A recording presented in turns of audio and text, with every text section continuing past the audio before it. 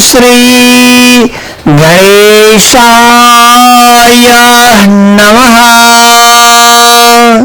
लंबोदरं परमसुंदर एकदंतं रक्तांबरं त्रिनयनं परमाम्बवित्रम् उद्दादिवाकरकरोजलकायकान्तं विघ्नेश्वरं सकलविघ्नहरं नमामि। त्वां विघ्नदलनेति सुन्दरेति भक्तिप्रियेति सुखदेति फलप्रदेति विद्याप्रदेति हरे तचैस्तुवन्ति तेभ्यो गणेश वरदो भवनीत्यमेव। व्यासाय विष्णुरूपाय व्यासरूपाय विष्णवे नमो ब्रह्महृदये वासिष्ठाय नमो नमः। परम आनंद परम सुखमय श्री हरि का मंगल्यमय कथारसमृत रसास्वादन गर्दे आनंदमान रमण गरी अनुभय का यार सवई मां शुभ प्रभातम। जय श्री राधे। सर्वराज जीएनएन टेलीविजन एवं एबी1 टेलीविजन बाट प्रसारित साधना संजीवनी कार्यक्रम मार्फत मंगलमय भगवान का श्री अमृतरो या हर का लागी। जय श्री राधे। श्री कृष्ण गोविंद हरे मुरारे हे नाथ नारायण वासुदेवा। श्री कृष्ण गोविंद हरे मुरारे हे नाथ नारायण वासुदेवा। हे नाथ नारायण वासुदेवा। वासुदेव भगवान की जय। पिबत भागवतं रसमालयं मुहुरहो रसिका पुवि भावुकाः। अथवा ये भगवान शंकर वंदे श्रद्धा विश्वास स्वरूपिणो भगवान शंकर जसको रस को आस्वादन करेगा। बारंबार जगत को सारा प्रकार का प्राणी मात्र कल्याण लाभ करे वक्षंच त्यस्ता भवानी शंकर प्रभु बारंबार संवाद करनो कि संवाद मंदाखेरी मां वैकुंठनाथ श्री राधा कृष्ण देव लक्ष्मीपति नारायण प्रभु का स्वरूप को भगवान का मंगलमय लीला रसमाधुरी को संवाद करना अथवा जगत जननी हिमाद्री तनया पार्वती महारानी लाई श्रवण कराई बख्शंज सो दिव्यमय अमृत यार सवई ने श्रवण करनो सवई को जय होश कल्याण होश बननी कामना है। हरे नमः।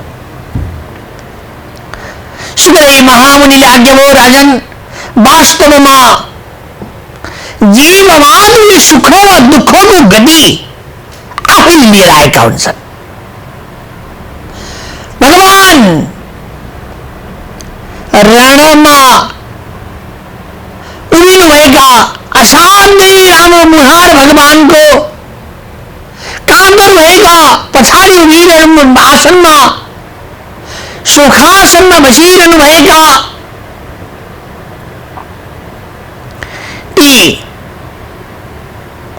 अर्जुनलाई सम्झाउँदै भन्न आज्ञा हो, मन एव मनुष्याणां कारणं बन्ध मोक्षया। बन्धन गराउने, मोक्ष गराउने, राम्रो गराउने, नराम्रो गराउने यो के हो? मन हो। त्यसैले मनको भ्रान्तिलाई हटाइदिनु पर्छ। जबसम्म मनको भ्रान्ति हुन्छ नि, मनमा कुरा चल्दछन्, तबसम्म बारम्बार अभ्यास गरेर मनको भ्रान्तिलाई हटाइदिनु पर्छ। मनको कपोकल्पी झुटपनालाई हटाइदिनु पर्छ। अनि के देखिन्छ यसपछि भन्दाखेरिमा सत्स्वरूप भगवान नारायण परमात्माको दर्शन भइहाल्दछ। अथवा शीतोष्ण सुख दुखेषु तथा मान अपमानयो। हे राजन, भगवानले आज्ञा हो, हे गाण्डीवधारी अर्जुन, मान अपमान सुख दुःख जे पनि आउन सक्छन्। कसलाई आउँछन्? यो शरीरलाई आउँछन्। यो शरीरको हो, पञ्चमहाभूतको वस्तु हो, त्यो अचम्म आनन्दको विषय, जसलाई हामी आनन्द बोलो हरि भज राधे श्याम गिरिधारी गोपीनाथ मदन मोहन। मन को भ्रांति बारंबार नहटेसम्म त्यो परमात्मा को चरण आश्रय ग्रहण नभएसम्म प्रभुको बारंबार गुण लीला ऐश्वर्यको गान गर्नुपर्दछ। शीतोष्ण सुख दुखेषु तथा मान अपमानयो भनेर भगवानले आज्ञा भएको छ। भक्तलाई धेरै प्रकारका सुख पनि आउन सक्छन्, अनेक प्रकारका दुःखहरू पनि आउने गर्दछन्। त्यसैले सुख दुःख समो भूत्वा लाभ लाभौ जया जयो। अथवा सुख दुःख हाम्रा अगाडि जे आउँदछन् यो लाभको लागि नै हुन्छ, तिम्रै कल्याणको लागि आउने गर्दछन्। त्यसैले सुख होस् कि दुःख होस् त्यो हिसाब गर्ने तिम्रो विषय होइन। खाना खाँदा सुख भयो, खाना बनाउँदा दुःख भयो। भण्डारणमा सारा प्रकारका सामग्री राख्दा सुख भयो, किनेर ल्याउँदा दुःखै भयो। हिरण्यगर्भ पैसा कमाउँदा दुःखै भयो, किनेर सजाएर राख्दा राम्रो भयो। यस्तै प्रकारद्वारा एउटा सुख एउटा दुःख सबै जोडिएको हुन्छ। यो मानव तनुलाई पनि हे गाण्डीवधारी अर्जुन बारम्बार सुख दुःख आइरहन्छ। त्यसैले महात्माहरूले यो कुरालाई बोधन गरेको भएर रुखलाई हेरेर तपस्या गर्नुहुन्छ। हेर त त्यो रुखले के सहेको छ, के सुनेको छ, सुख दुःख कति सहेको छ, घाम पानी कति सहेको छ, शीतोष्ण सुख दुखेषु त्यो त कति भएको छ भएको छ, तैपनि हलचल हुँदैन। यस्तै प्रकारद्वारा मुमुक्षु पुरुष ज्ञानी पाण्डित्य शास्त्र विज्ञ जनहरू अरूका कुरा सुनेर बाहिरका फजुल विषयहरूलाई श्रवण गरेर मोहित हुँदैनन्। किन मोहित हुनुहुन्न? थाहा छ यो गलत छ, थाहा छ यो नाशवान छ, थाहा छ यो परिवर्तन भइरहेको छ। जसलाई थाहै छैन ऊ जता मन लाग्यो त्यतै जान्छ, त्यसलाई अज्ञानी जीव हामी भन्दछौँ। ज्ञानबाट रहित भएको अज्ञानी जीव भन्दछौँ हामी। त्यसैले हे पार्थ बारम्बार रुख झै भएर महात्माले तपस्या गर्दछन्। यस्तै प्रकारबाट तपाईँ पनि के गर्नुहोस्, यो तपाईँको यज्ञ हो। यस समयमा यो लडाईँ गर्नु अथवा विशाल यो रणभूमिका बीचमा तिमी लडाईँ गर्न सुरु गर। धर्म क्षेत्र यो आफै बन्छ। कुरुक्षेत्र समवेता योत्सवः मामक पाण्डवस्यैव किम कुर्वत संजय। जब संजयलाई धृतराष्ट्रले सोध्नुभयो कि को आएका छन्, लडाईँमा के हुँदैछ, अनि ती द्वारिकानाथ भगवानले कस्तो खालको उपदेश गाण्डीवधारी अर्जुनलाई दिँदै हुनुहुन्छ, सुनाउ त संजय भनेर आज्ञा भएको छ। संजयले सबै सुनाइदिन्छन्। बारम्बार धर्मक्षेत्र कुरुक्षेत्रमा सबै आएका छन्, अनि त्यहाँ कोही युद्धको बिगुल खोजिएको छ। सबैले के गर्नुभयो? पाञ्चजन्यम ऋषिकेशम देवदत्तम धनञ्जय पौण्ड्रम दद्मु महासंघ भीम कर्म वृकोदर अनंत विजयम राजा कुंतीपुत्रो युधिष्ठिर नकुल सहदेवास सोगोसौ मणिपुष्पकौ। अथवा सबैले भगवानका श्री आज्ञाले आफ्ना आफ्ना शङ्ख गणन पार बजाए। भगवानले चाहिँ पञ्चजन्य शङ्ख बजाउनु भयो, एकदम भीषण युद्धको घोषणा गरिदिनु भयो। युद्धमा भगवानले के हुनुहुन्छ भन्दा सर्वे सर्वा हुनुहुन्छ।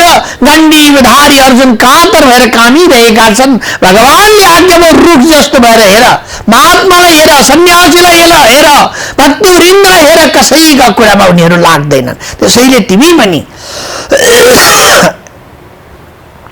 यस समयमा तिम्रो काम भनेको के हो, यज्ञ भनेको के हो, होम स्वाहा गरेर जसरी ब्राह्मणहरूले आहुति भगवानलाई दिन्छन् वेदका ऋचाहरू पढेर, यस्तै प्रकारका तिम्रो वेदको ऋचा युद्धमा लड्नु। यस समयमा परिस्थितिले तिमीलाई लड्नुपर्ने बुद्धि दियो। र सारथी बन कर रथको हाँक्यो भूल गए ठकुराई। भगवानलाई यो थाहा छ, मेरा भक्तलाई कसैले दुःख दिन्छ भने ढाल बनेर म युद्धमा लड्न आउँछु भनेर आज्ञा भएको छ। यसैले भक्तहरूले डराइरहनु पर्ने आवश्यक छैन। उसका बल बुद्धि शक्ति भक्ति का साथमा अहंकारी जीव लड्न आउँछन् भने निमिष भरमा ती खरानी पनि भएर जान्छन्। यो भगवानको वचन छ। त्यसैले बारम्बार के गर्नुपर्दछ भन्दा भगवानलाई अगाडि साँची राखेर नारायण परो ब्रह्म नारायण परो ग्रज नारायण परो देव नारायण पराम गति भनेर भगवान श्रीमन नारायण प्रभुलाई बारम्बार साँची राखेर युद्ध गर्नुपर्छ। आफ्नो कर्म गर्नुपर्दछ। सुख आओस् दुःख आओस् राम्रो होस् नराम्रो होस् त्यतातिर लाग्नु हुँदैन। कर्म गर्ने जनले कर्म गरिदिनुपर्छ। यसैमा पुण्यको दिव्यताको स्वभाव बन्छ भनेर आज्ञा हो। त्यही भगवान नारायण प्रभु बडो आनन्द प्रकारद्वारा ब्रह्माजीलाई भन्दै हुनुहुन्छ, तपस्या गर्नुभएका हे राजन, ब्रह्माजी धेरै कालसम्म 1000 वर्षसम्म तपस्या गर्नुभयो। केही पनि देख्नुहुन्न। त्यो भगवान परमात्माले ब्रह्माजीलाई प्रसन्न भएर चतुश्लोकी ज्ञान दिनुभयो। ज्ञानम परम गुह्यम विज्ञान समन्वितम। अथवा ज्ञान र विज्ञानले परिपूर्ण भएको समाधान गर्न सकिने वाला यस्तो प्रकारको ज्ञान भनेको परम गुह्य हुन्छ। गो पनि हुन्छ। अथवा यदि विज्ञान समन्वितम, विज्ञानले समन्वित भएको ज्ञान, गुण रसले भरिएको ज्ञान, सारा वेद शास्त्रहरूले परिपूर्ण भएको ज्ञान, यो बारम्बार बिस्तारै श्रवण गर्नुहोस् भनेर चतुश्लोकी भागवत ब्रह्माजीलाई प्रदान गर्नुभयो। यो चतुश्लोकी भागवत चतुश्लोकी अमृतमय दिव्यमय स्वरूपको विस्तारले यो जगत 14 भुवनको सृष्टि सारा जीव मात्रलाई उत्पत्ति गर्ने शक्ति, विनाश गर्ने शक्ति, पालन गर्ने शक्ति यो 4 श्लोकमा रहेको छ, जसलाई चतुश्लोकी भागवत भन्छन्। यो 4 श्लोक भागवतमै सज्जन वृन्दहरू खास भागवत हो। त्यसैले कस्तो भागवत छ यो? श्रीमद्भागवतं ख्योयं प्रत्यक्ष कृष्ण एव हि स्वीकृतोऽसि मया नाथ मुक्त्यार्थं भवसागरे मनोरथमदीयोऽयं सर्वथा कुशलस्तया निर्विघ्नेनैव कर्तव्यो दासोऽहं तव केशवः। बारंबार भगवान को यी दास वैष्णव जनहरूले जसलाई पुकार गर्दछन् त्यो विष्णु र राटमसी, विष्णु र ध्रुवोसी, विष्णु र वैष्णवमसी भनेर वेदहरूले उच्चारण गरेका छन्। त्यो वासुदेव नै चतुश्लोकी भागवत हो। त्यसैले अक्षर ब्रह्म भनेको छ कि होइन? पुरुषोत्तम युगमा यहाँले श्रवण गर्नुभयो, अक्षर ब्रह्म म हुँ। अक्षरको घोडा चढेर मलाई भेट्न आउनुपर्छ। पुल, पुलेसा, मोटरसाइकल, सारा प्रकारका आधुनिक औजारहरू मेरो धामसम्म आउँदैनन्। यी त यही जगतका चिजहरू जगतैमा रहन्छन्। त्यसैले बारम्बार मलाई प्राप्त गर्नका लागि के गर्नुपर्दछ? मनको भ्रान्तिलाई छोडेर आनन्द स्वरूप, आनन्द घन म भगवान परमात्मामा आनन्दित हुनु पर्दछ। यसैमा परम कल्याणको विषय बन्छ, आनन्द एवं मङ्गलको विषय बन्छ, सुखको विषय बन्दछ भनेर ब्रह्माजीलाई श्रीमन नारायण प्रभुले आज्ञा भयो, अथवा श्रीराज्य साई नारायण प्रभुले यो सारा सृष्टि गर्ने शक्ति चतुश्लोकी भागवतमा छ भनेर ज्ञान प्रदान गर्नुभयो। यसै चतुश्लोकी भागवतलाई भगवानले दिएका ज्ञानलाई अनुसरण गरेर ब्रह्माजीद्वारा मनुष्यतो स्वरूपा प्रजापति देवादि देवहरू सम्पूर्ण सृष्टि गर्नुभयो। अथवा जीवहरूमा मनुष्यदेखि लिएर कीट पतङ्गसम्म,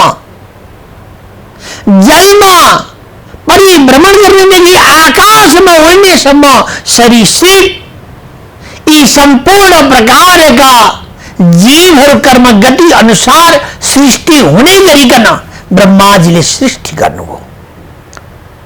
विराट स्वरूप रूपमा को भयो फेरि भन्दाखेरिमा वासुदेव सर्वम। जस्तो जति जीवहरू उत्पत्ति भए घटाकाशमा विराट पुरुष नारायण परमात्मा नै विराजमान हुनुभयो।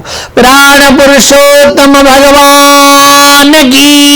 त्यसैले नारायण बेगरको चिज हुँदैन, नारायण बेगरको कुनै पनि चिज विस्तार भन्दा पनि भन्दैन। यसैले नारायण नै सर्वोपरि सर्वमङ्गलमय सर्वानन्दमय विषय रहेको छ। हे राजन, सोही सृष्टि, सोही चतुश्लोकी भागवतलाई मेरा पिताजी भन्नुहुन्छ। मेरा पिताजी व्यासदेव नन्दन आज्ञा वो मेरा पिताजी व्यास गुफामा राज गरिबक्सेर यो श्लोकलाई विस्तार गरिबक्स्यो, जसका कारणले श्रीमद् भागवत महापुराण 18,000 श्लोकमा विस्तृत गरिदिनु भयो। आज हामी सोही 18,000 श्लोकमा विस्तृत भएको सुख शास्त्र श्रवण गर्दछौं, भागवत शास्त्र श्रवण गर्दछौं। यो अथक प्रयास गरेर व्यासदेव महामुनिले आज्ञा हो कसले लेखो भन्दाखेरिमा यो लेख्ने काम भने विघ्नराज गणपति देवले गर्नुभयो। मजुरको पाखले गणपतिले लेख्नुभयो, व्यासले बोल्नुभयो। भगवानले कृपा वर्षाइ बक्स्यो। यो दिनभर हामीले जहिले पनि श्री गणेशाय नमः भन्छौं नि, यहाँ श्री गणेश प्रभुले यो तलको सम्पूर्ण शिवमय शास्त्र पुञ्ज लेख्नु भएको छ। व्यासदेवले वाचन बोल्नु भएको छ। त्यसैले बारम्बार देवहरूको बखान गरिएको साक्षात नारायण परमात्माको स्वरूप नै र सारा सिद्धि नै समाहित भएको श्रीमद् भागवत महापुराण श्रवण गरेर राजन सारा प्रकारका दुःखबाट जीव मुक्ति हुने गर्दछन्। हजुरका यी सारा दुःखहरू जुन छन्, 7 दिनमा मृत्यु हुनेछ, तक्षकले हजुरलाई डस्ने छ। हो, तक्षकले कसलाई डस्छ भन्दाखेरिमा जसले गोविन्दको भजन गरेन, जसले गोविन्दको चरणाश्रय स्वीकार गरेन, हो त्यस्ता जीवहरूका लागि तक्षकले कालले डस्छ। जसले परमात्माको शरण स्वीकार गर्यो त्यसलाई किन डस्नु पर्यो? त्यो यो शरीर हुँदै भगवान परमात्मा गएर मिलिहाल्दछ। जन्म मृत्यु जरा व्याधि दुःख दोषानुदर्शनम, यो सबै चीज के हो? जन्म हुनु, मृत्यु हुनु, बढ्नु, यी सारा जीवहरूले आफ्नो भाग्य अनुसार पहिले नै कमाएर आएको हुन्छ। त्यही यहाँले अगाडिका पङ्क्तिहरूमा पुरुषोत्तम महात्म्यामृतमा श्रवण गर्नुभयो। जन्म जन्मान्त नजानेर गरिएका पापले तपाईहरु त्यसैभित्र घुमिरहनु भएको हुन्छ। त्यसबाट मुक्ति पाउनका लागि बारम्बार अधिक मास पुरुषोत्तम भगवानको चरणको आश्रय लिनु, अथवा भगवानले वृन्दावन निवृत्त निकुञ्जमा जो लीलाहरू गरिबक्सेको छ त्यो लीलाहरूलाई बारम्बार सम्पादन गर्नु, श्रवण गर्नु, श्रवण गराउनु। यसो गर्नाले सारा प्रकारका दुःख व्यञ्जनहरू आफै समाप्त हुन्छन् भनेर आज्ञा भएको छ।